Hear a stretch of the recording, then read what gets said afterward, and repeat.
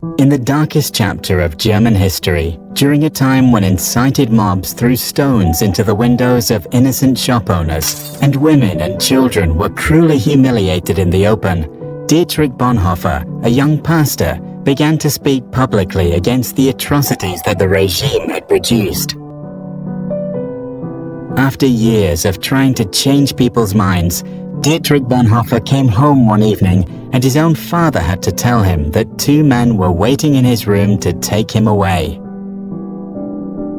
In prison, Bonhoeffer began to reflect on how his country of poets and thinkers had turned into a collective of cowards, crooks, and criminals. Eventually, he concluded that the root of the problem was not malice, but stupidity.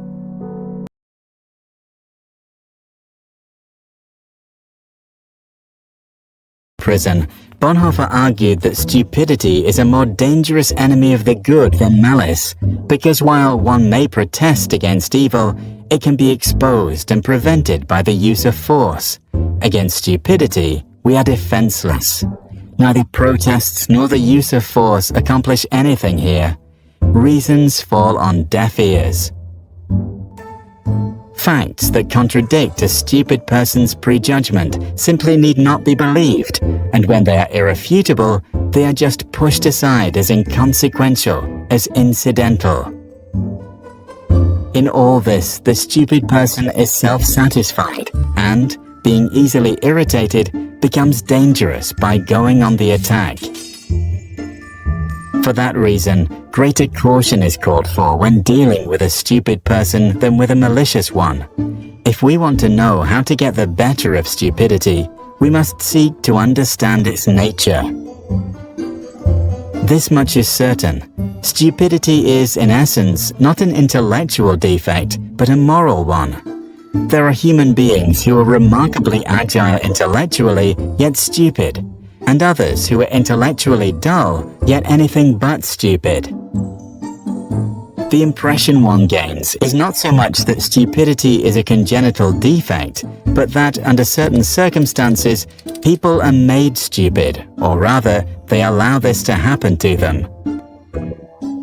People who live in solitude manifest this defect less frequently than individuals in groups, and so it would seem that stupidity is perhaps less a psychological than a sociological problem. It becomes apparent that every strong upsurge of power, be it of a political or religious nature, infects a large part of humankind with stupidity, almost as if this is a sociological, psychological law, where the power of the one needs the stupidity of the other. The process at work here is not that particular human capacities, such as intellect, suddenly fail. Instead, it seems that under the overwhelming impact of rising power, humans are deprived of their inner independence and, more or less consciously, give up an autonomous position.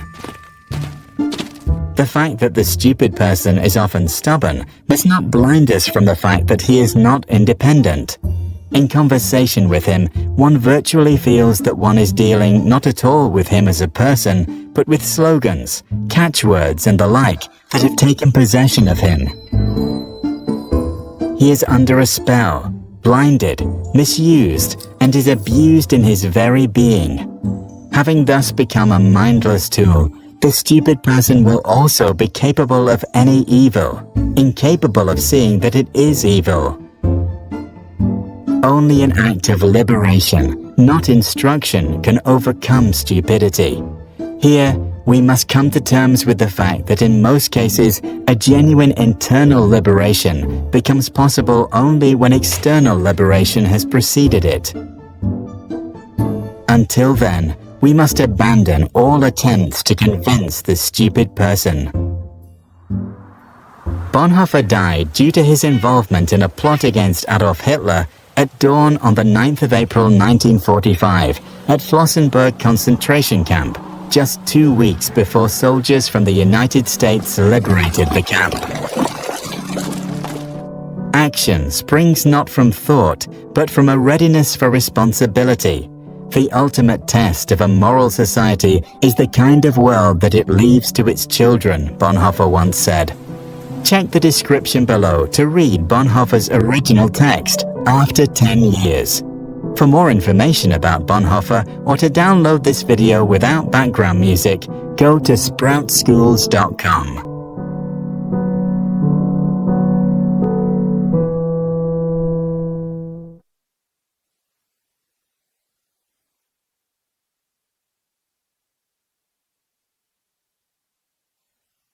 Sprouts videos are published under the Creative Commons license.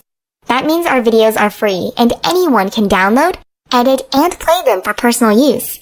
And public schools, governments, and nonprofit organizations can also use them for training, online courses, or designing new curriculums.